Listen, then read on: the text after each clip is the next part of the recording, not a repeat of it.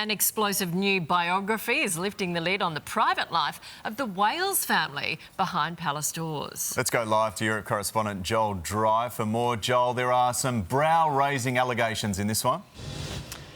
Yeah, fascinating insights in this book by the London Evening Standard's royal editor Robert Jobson, but perhaps the one that will get the most attention is around a pretty phenomenal statement that came from the palace in response to that interview that Harry and Meghan did with Oprah, in which they accused the royal family of making racist remarks around the potential skin colour of their then unborn first child. Now, in response, the palace issued a statement in which they said the issues raised, particularly that of race, are concerning.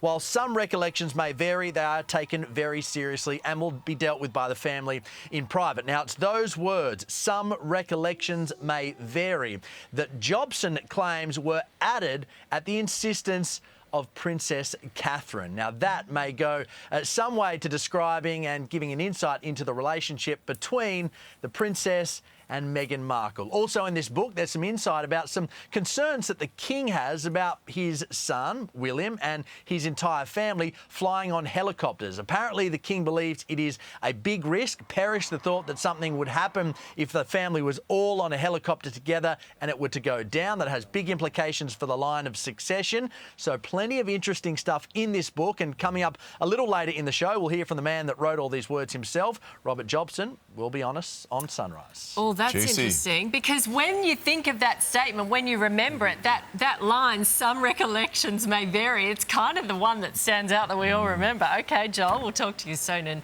we will have Rob Jobson on later in the show.